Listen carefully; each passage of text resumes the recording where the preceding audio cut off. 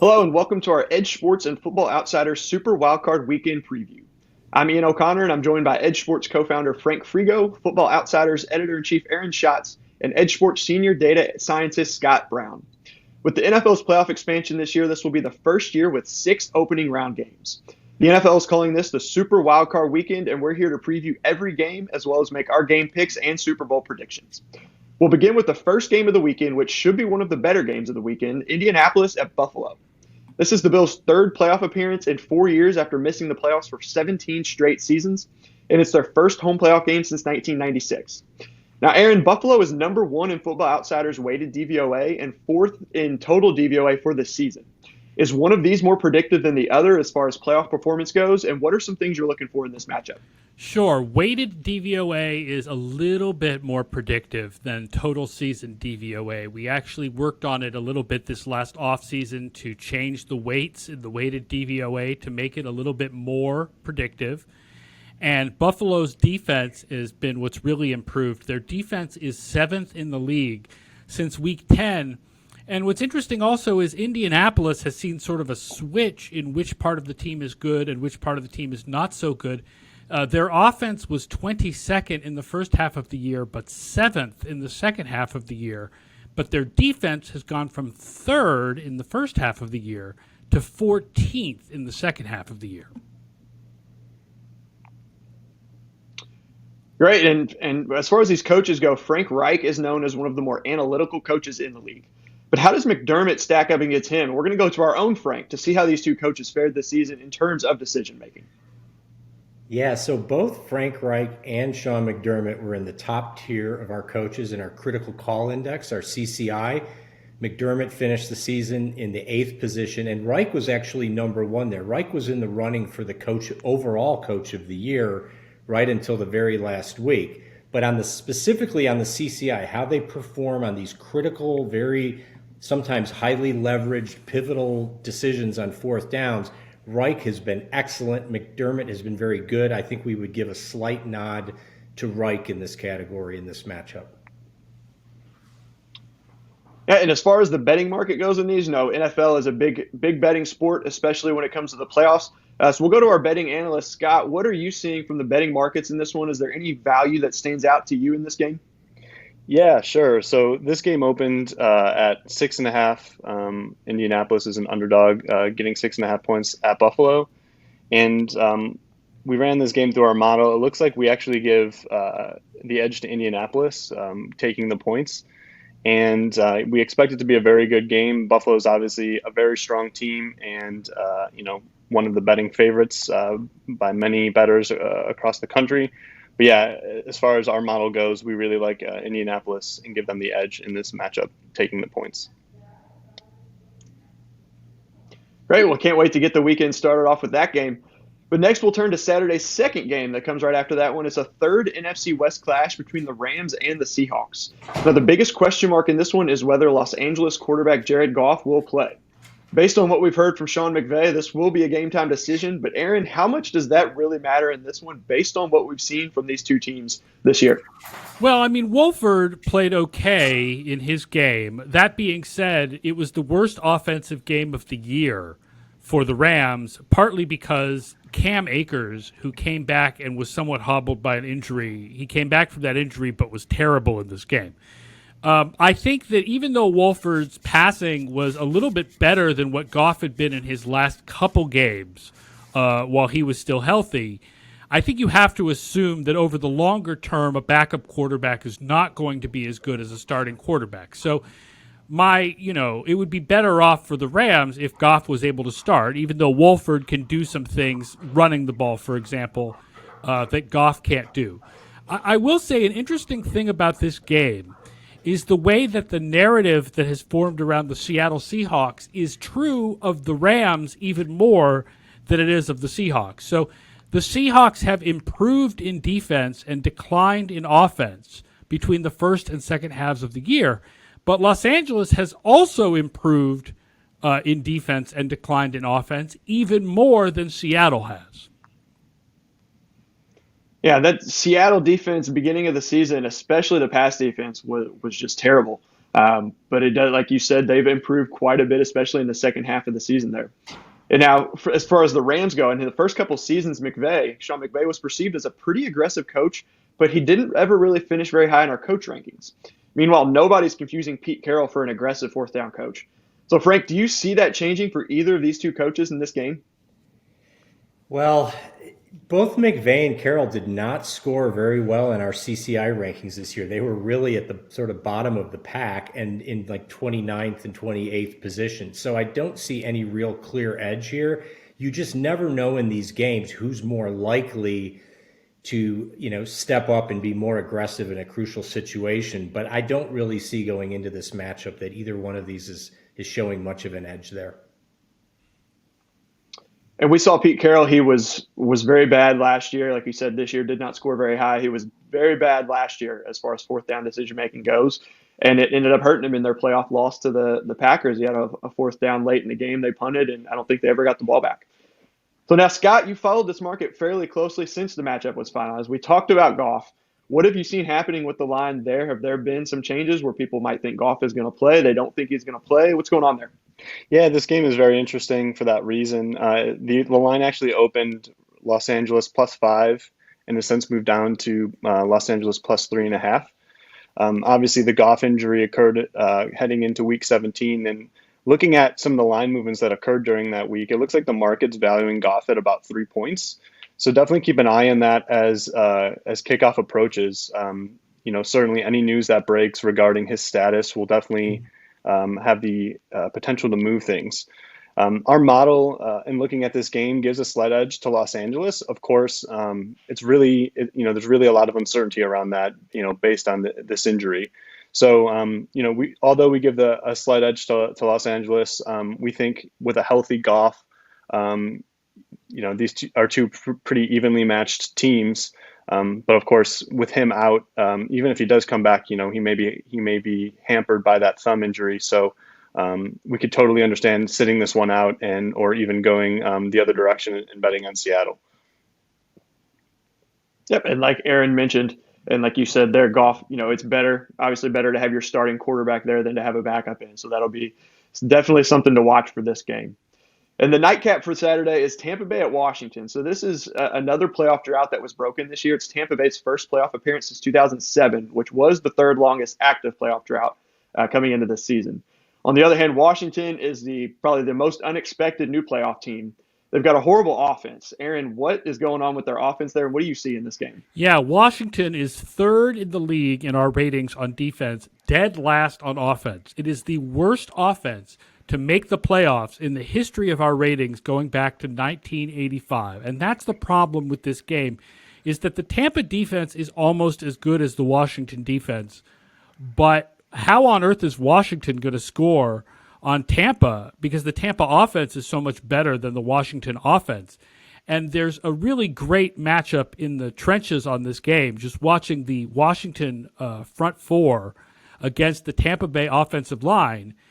Chase Young, who's going to end up winning Defensive Rookie of the Year, is going against Tristan Wirfs, who's probably a candidate for Offensive Rookie of the Year if offensive linemen ever won such a thing, on the right side of the offensive line. But it's going to be easier for Tampa Bay, to bring pressure on the left side with Montez Sweat going up against Donovan Smith, who does have some blown blocks. I also would watch for Terry McLaurin, who is by far the most dangerous receiver for Washington.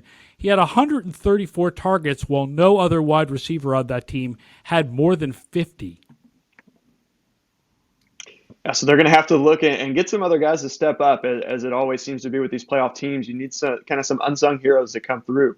Do you expect this one to even be close? I know we'll get to some of the betting aspect later with Scott, but do you expect this one to be a close game at all?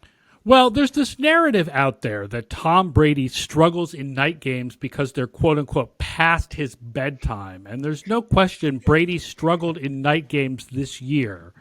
But it's not like he hasn't been keeping this health regimen for the last few years, and he was fine in night games last year and the year before. Week 1 of last year, for example, they clobbered Pittsburgh something like 33-3. So it's not like he has a history of being bad in night games. I think that Washington, what they need to do is put Terry McLaurin in the slot and go up against Tampa Bay's slot corner, Sean Murphy-Bunting, who was 76th this year among qualified cornerbacks in yards per pass and 75th in success rate. Like, if they have any hope of moving the ball through the air, it's that, and then try to get something on the ground with Antonio Gibson. But Tampa Bay is the best run defense in the league. So Ron Rivera's got some coaching to do, a little bit of game planning, trying to figure out how they're going to move the ball, like you said, against that Tampa Bay defense. Now, when it comes to coaching, it's known as Riverboat Ron. And we've got Bruce Arians on the other side. Again, a coach in Arians that hasn't been very analytical and aggressive when it comes to fourth downs. Ron Rivera historically has been known to be somewhat of a gambler when it comes to fourth downs. Frank, how have these two coaches been this year? Well, Rivera's done pretty well. He was 12th in our CCI rankings. Arians very much at the bottom, 30th. The problem here, though, is this matchup, Tampa Bay being a clear favorite. I think that the critical calls could really come into play in a tight game, but here where Tampa is, even if it's past Brady's bedtime, Tampa is likely to really sort of take this one, and I just don't see it making much of a difference. So I don't think the critical call is going to be a big factor in this game. And with it being expected as such a one-sided game, there's always some interest when it comes to betting. So we come into Scott on this now. What do you see in this one? What's the line at? What kind of things have you seen with this game? Yeah, sure. So Tampa Bay opened as a 6.5-point favorite on the road, which is obviously quite a big spread for a road team in a playoff game. The line has since even moved more in their favor to 8.5 points. And looking at this from the Edge Models perspective, we actually think this is a pretty fair price, and we would be sitting this game out. I think, there's really no surprises here. Aaron and Frank both touched on a lot of the important points in this game. We see Tampa Bay as a very strong favorite, and really nothing interesting going on in the betting markets there. Yep, and I believe that is actually Edge's most one-sided game. Basically, the Tampa is our biggest favorite of the weekend. Is that right? Yes, that's right. That's exactly right. Cool. The only thing I would remind you of is that crazy things do happen in the NFL. So the odds are definitely on Tampa's side, but I believe it was David Behrman from ESPN who posted the last 3 teams to be touchdown favorites on the road in the playoffs all lost outright. So crazy things do happen. And Aaron, I'm glad you said that's a perfect segue right into our next game, which is the first game of Sunday. Baltimore at Tennessee. This was a game last year. Baltimore was the 1 seed. I believe they were at home. Tennessee coming in after knocking off the Patriots, who didn't have one of their best teams last year. But they came in and they knocked off the Ravens, and it really wasn't that close to drop Lamar Jackson to 0-2 in the playoffs. You know that the Ravens have revenge on their minds. This is probably the most anticipated game of the weekend. So what do you expect to see in the rematch? This is another team, Baltimore, like Indianapolis, where the offense and defense have been going in different directions. So you may have heard that the Baltimore offense is finally hitting on all cylinders, and that's true. They've gone from 21st in the league in the first 9 weeks of the season to 6th in the last 8 weeks. But their defense has dropped from 5th to 18th over the second half of the season. What is good about this game for Baltimore is that Calais Campbell and Brandon Williams missed the game a few weeks ago where Tennessee beat Baltimore in overtime, and they are very important to the run defense and trying to stop Derrick Henry. And the other interesting advantage Baltimore has in this game, Tennessee's defense is so bad. Tennessee is an amazingly one-sided team. They're a top 5 offense, bottom 5 on both defense and special teams, and they are the worst defense in the league against tight ends. So this could be a really big game for Baltimore's Mark Andrews. And we've seen Tennessee be very good in games this year. That game early in the year against Buffalo, they crushed them. But we've also seen, like you said, their defense is not good, and they've had blowouts to Cleveland where they did come back a little bit late, and then a couple weeks ago against the Packers, up in the snow may have had something to do with it. But there have been games where their defense has just really let them down. Now, when it comes to these coaches, again, Baltimore, John Harbaugh was our coach of the year last year, and he has been not as aggressive this year as last year, but he still did pretty well in our coach rankings. And then Mike Vrabel has had some moments here and there. He had a very interesting decision last week going for it on a 4th and 11. Frank, what have we seen from these coaches as far as their finish in the coach rankings this year, and what can we expect to see in this one? Well, you're right, Ian. I mean, Vrabel has had his moments, but in the year-end CCI rankings, he finished 24th. Harbaugh, as you mentioned, last year's coach of the year, very consistent. Again, this year finished 2nd in our CCI. I have to confess, Baltimore was my preseason pick to win the Super Bowl this year. I wasn't very confident in that pick when they were, I think, 6-5 at one point, but they've been on a very different trajectory. This is probably the matchup of the weekend where there is the clearest distinction on these types of calls, these critical 4th downs. And Harbaugh, I think, has a real edge here and is not afraid to be aggressive with this offense when he needs to be. I really like Baltimore in this one.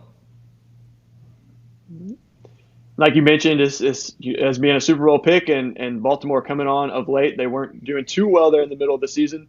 But this is, like we said, the most anticipated game of the weekend probably. So what are we seeing in the line? Is there any value there? What's the market look like for this one so far, Scott? Yeah, so with Baltimore, Tennessee, we have another road favorite. Depending on where you look, it looks like Baltimore's favored by about 3 to 3.5 points currently.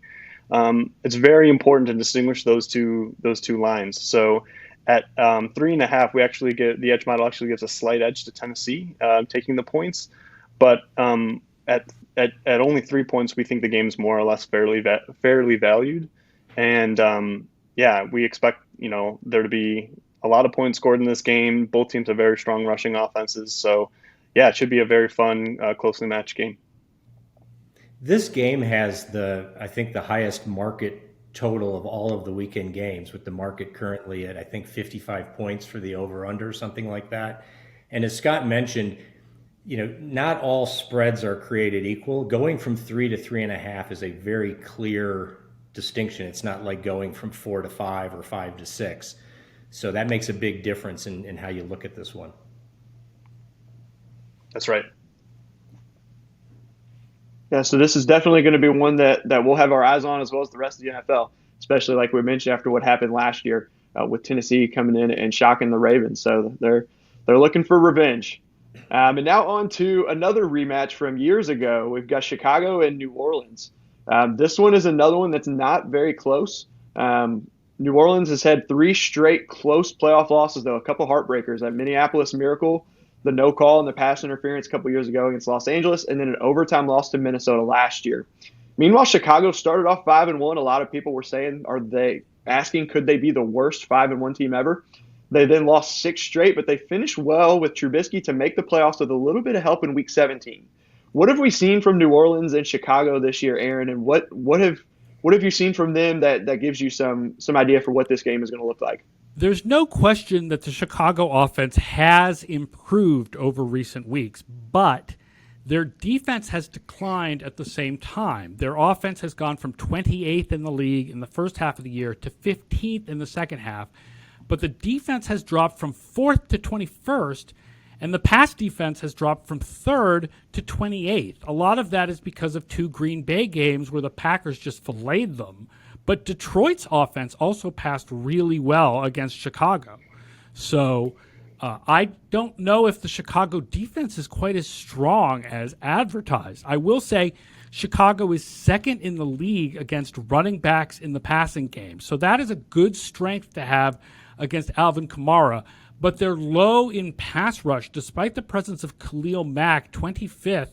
Is actually the Bears are actually 25th in ESPN's pass rush win rate. So I think Trubisky and the offense have been better. It's been a lot based on scheme. It's not that Trubisky is throwing the ball downfield more. It's that they're getting more underneath stuff with yards after the catch.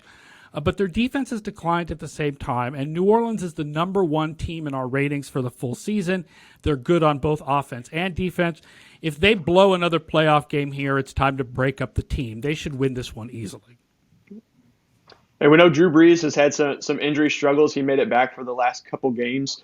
How has he been this season compared to seasons past? Is he Is he we know he's not the quarterback of back in his prime, but what have we seen from him this year? Is there any reason for concern that he may, not be good enough for this game? I know you said they should win it easily. I mean, for this game, I'm not concerned. For future games, I think there can be a little bit of concern. Brees is not the quarterback that he used to be when he was younger, but still, if you take out the Taysom Hill games and just look at the Brees games, New Orleans would have been our number 6 offense this year. So their offense works with Drew Brees in there. It's just very heavily dependent on short passes. They do not go deep very much at all.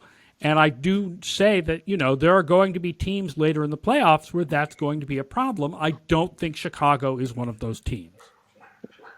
And the good news for New Orleans is it looks like they should have Michael Thomas back. He was out for a few weeks on IR. He missed a lot of the season, but it never hurts to have one of the best wide receivers in the game out on the field for you. And Kamara should be back healthy also, I'll point out. Kamara was on the COVID list last week, and because this game is on Sunday, Kamara is able to come back and play, and that's important as well. Although, like I said, the Bears are strong against the passing game with running backs. And that is right with Kamara. You wonder if the NFL had a hand in that scheduling to make that Sunday so that New Orleans wouldn't be without Kamara. But that's another conversation there.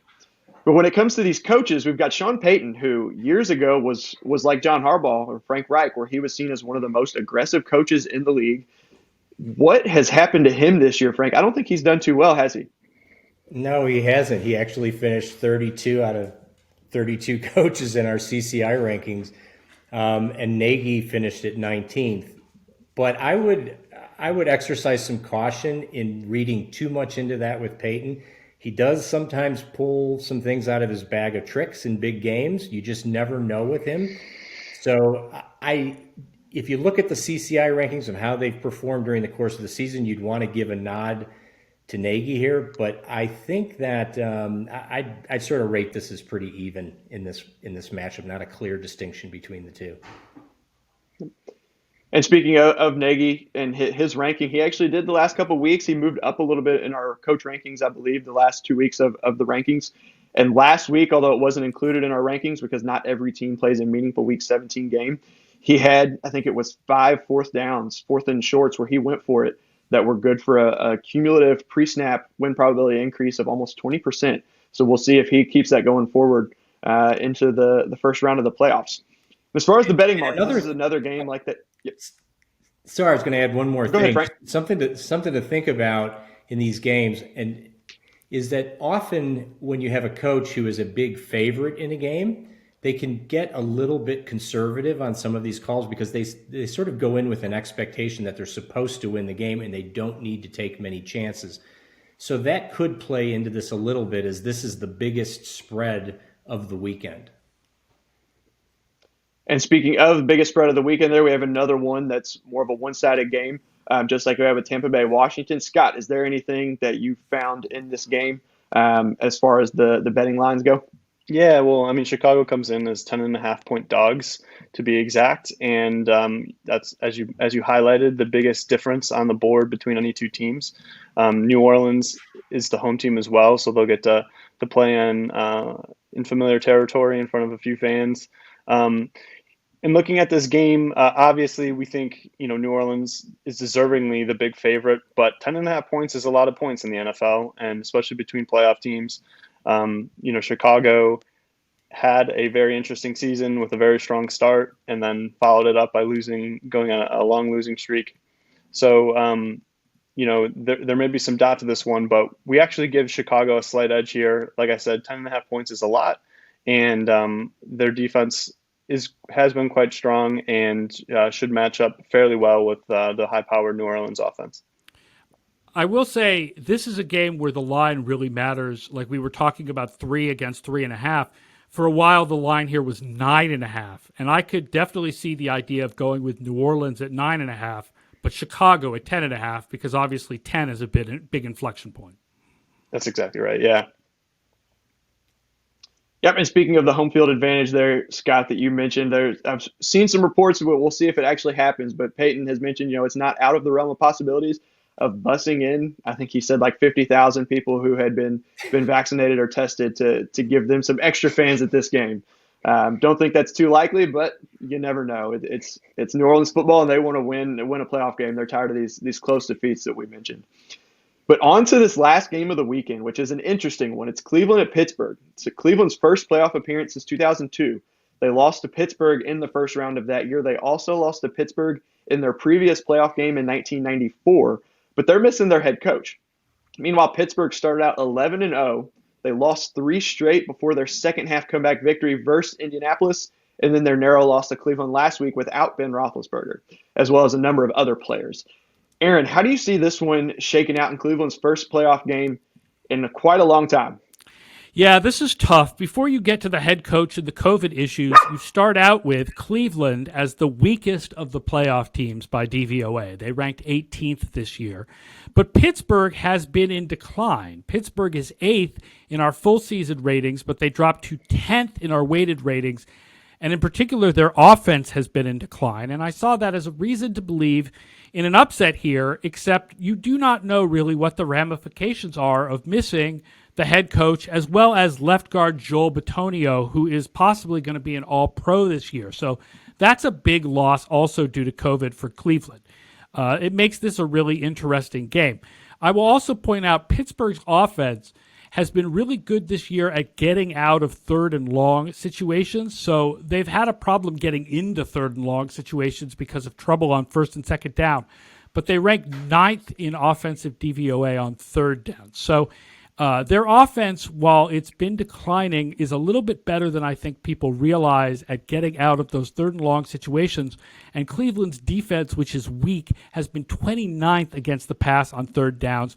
And Denzel Ward, who's their number one corner, has also been missing games due to COVID, and I don't know if he's going to be back for this game. Yep, and as we mentioned, due to COVID, the head coach Kevin Stefanski is out. So, Frank, how did he do this year? I think he was one of our better coaches in our head coach rankings. And then Mike Tomlin, he's one. I know you've mentioned before, you never really know what he's going to do. Right. So Kevin Stefanski finished 5th in the CCI ranking. So in a normal world, I think we would give him a clear advantage here over Tomlin. Tomlin is a bit of an enigma. Sometimes we look at his decisions and we think he really understands analytics. And other times he makes us scratch our heads. So it's hard to give really an advantage here either way. I'm not sure what instructions Stefanski left behind that are going to influence the in-game decision-making here, but I don't really see it being a factor between these two coaches right now. If I could give a guess, it would be that going forward on fourth down and analytics are sort of an organizational imperative for the Cleveland Browns. So my guess would be that the replacement, I cannot remember his name, but he's the special teams coordinator. My guess is that he would be as aggressive as Stefanski, because I don't think this is a Stefanski thing. I think it's an organizational thing. Yeah, that may very well be. And something to think about too is, we talk about fourth downs and you can kind of think of them as novelties. Oh, one coach is a little more aggressive than the other. But these actually matter a lot. I mean, we talk about this all throughout the year in our analysis. I mean, in last year's Super Bowl, I think the delta in fourth down decision-making that favored Kansas City was something like 18%. So, when we're talking about these lines and these spreads, if one team is better at fourth down decision-making in critical situations, it can be worth a considerable amount in shifting the winning prospects. Yep, and speaking of that, said this was announced, I believe it was on Monday, it came out that Stefanski was going to be out. What happened? What was the line at? Scott, did you see what has the movement been since this news has been breaking this week? Yeah, sure. So Pittsburgh opened up as solid favorites at about 3.5 points. And as the news has sort of trickled out with regard to Cleveland Browns players missing and Stefanski, the head coach, being out, the line has moved close to 5.5 points or even 6 points in some places. So, that has stretched in Pittsburgh's favor. And looking at this game, we think that there's still some edge to be had. And the model slightly leans towards Cleveland's side of things, getting as much as 6 points. But once again, there's quite a bit of uncertainty to all of this. There are a lot of key players at important positions, in particular on the offensive line. As Aaron mentioned, one of their better defensive backs, Denzel Ward, may be out for this game. That remains to be seen. And then obviously the key decision maker calling plays and making fourth down decisions will also not be there. So quite a bit of uncertainty around this one. We could certainly see the lines bounce around even more heading into kickoff. So it's an interesting one to keep an eye on. I think under normal conditions, though, we would lean towards Cleveland's side of things, getting this many points. And the good news for Cleveland is if they are able to win this one, the tests for Stefanski and Bitonio were Monday, I believe. So they would be eligible to come back next weekend, regardless of if they play on Saturday or Sunday. And regardless of whether they win or lose, there is a lot of optimism in Cleveland right now for this team, as we mentioned, the first playoff appearance since 2002. So now that we've covered all these games, we've kind of looked at different things to look for in the games. We've looked at the markets. We're now going to make our picks for each game. And we're going to keep a running total, see who can come out with the best record throughout the playoffs. So we'll start with, again, the first game of the weekend, Indianapolis at Buffalo. We'll start again with Aaron. What is your pick for this game? Yeah, I'm going pretty chalk, so I'm going to go with Buffalo. I think they're the better team. Are we picking spreads here, or are we picking straight up? Just straight up. Buffalo. If you want to add anything about the spread, feel free. If you think Buffalo's going to win, but Indy will cover the spread. Yeah, I'm iffy about the spread, but I think Buffalo will win. How about you, Frank? Well, it's hard to argue with Buffalo being the favorite here, but I, from a spread perspective, I like Indy. And how about straight up, just to win it? Buffalo. So you're going Buffalo? And how about you, Scott? Yeah, I'm with Frank on this one. I like Buffalo to win, and I like the Colts to cover. And I'm going to go with Buffalo as well. We're going to go Buffalo across the board there. Right now, the Rams and Seattle. Aaron, I think, is this your pick of the week of one of these? Yeah, this is the Football Outsiders pick of the week. I'm taking Seattle based on the idea that either Wolford is going to start or Goff is not going to be 100%. So I would take Seattle in this one. All right, Frank? I'm with Aaron on this. Yeah, I like Seattle. And Scott? Yeah, I'll take the Rams in this one. Obviously, there's a lot of uncertainty to this pick. It's a speculative one. It really depends on whether or not Goff is in there. But yeah, I'll mix it up and go with the Rams. I'm gonna go with Seattle. Whether Goff is in there or not, I think Seattle is just going to be the better team. And in Tampa Bay at Washington, I don't think that we're going to have too much dissent here. Aaron? Tampa. Frank? Tampa. And Scott? Yeah, not gonna do anything interesting with this one. Let's go Tampa. I'm gonna go Tampa as well. Then we'll go on to Sunday, Baltimore at Tennessee. Like we said, one of the most anticipated, or probably the most anticipated game of the weekend. Aaron, who do you got in this one? So as to not pick all favorites, I will go with Tennessee. And Frank? I'm gonna buck Aaron on this one. I like Baltimore to win outright, and I like Baltimore to cover in this one. You're sticking with your Super Bowl favorite to win this one and keep that bet alive there. How about you, Scott? Yeah, I would lean Tennessee getting the points, and I actually will mix it up a little bit as well and pick the underdog in this one again. So we'll go with Tennessee. And I'm with Scott and Aaron on this one. I'm going to go with Tennessee to get another win against Baltimore in the playoffs. Move on to Chicago and New Orleans. Again, we probably won't have too much dissent on this one either. Aaron? I'm driving the Saints bandwagon this year, so go New Orleans. All right. And how about you, Frank? I have to like New Orleans to win outright here. But, if a gun was held to my head and I had to pick somebody on the spread, I would take Chicago. All right, Scott, what do you think for this one? Gonna have to go New Orleans. I grew up a Bears fan, but gotta be honest, doesn't look good. Gonna go New Orleans. I'm gonna go New Orleans as well. Don't think there's much of an argument there. And then that last one, Cleveland and Pittsburgh. So an interesting matchup there based on what's going on with the Cleveland organization with COVID. We'll start again with Aaron. Who you got for this last one? I would take Cleveland to cover the spread because I think the loss of the head coach may be a little overstated because Alex Van Pelt, the offensive coordinator, should know how to call the plays on offense. But I would say Pittsburgh to win outright. And if I'm not mistaken, Van Pelt, you mentioned that he was a quarterback's coach or with Green Bay, so he's He's been around in a good coaching organization. Long-time Buffalo backup, actually, yeah. And then he's been Yep. quarterback coach and offensive coordinator for a couple of different teams. Yep. And like you said, so he should be pretty well versed and know what he's doing there. How about you, Frank? Well, I'm not going to bet against a rested Big Ben in this one. I'm going with Pittsburgh. And again, I think I would lean slightly toward them covering. And Scott, how about you? Yeah, as I highlighted before, I think I would lean slightly towards Cleveland to cover. Obviously, there's a lot of uncertainty around that. Keep an eye on any news that breaks with regard to the status of players on the COVID list. But I like Pittsburgh in this matchup to win outright. Yep, and for me, my heart wants to go Cleveland. But I just, as you've both mentioned, Aaron and Scott, as well as Frank, the uncertainty there with the players, the coaches, I just think Pittsburgh is going to be too much for them.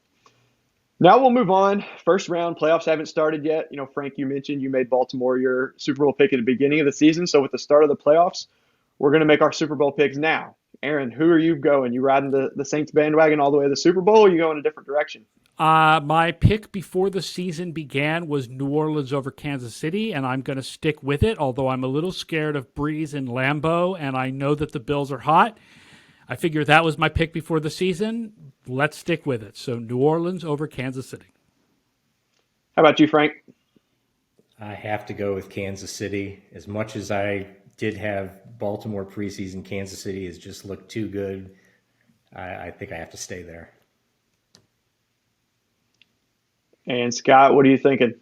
Great, you guys left me Green Bay. I'll take Green Bay once again. I've seen them rip the heart out of the Chicago Bears time and time again.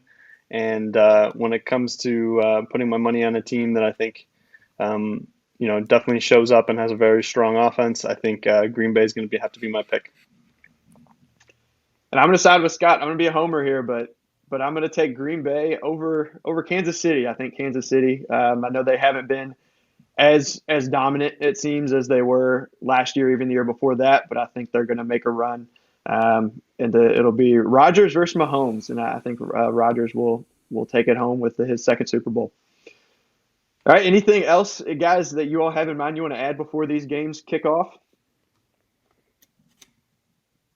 It should be exciting. This has been an interesting year, to say the least, in the NFL, and this is just a nice slate of games for the opening weekend.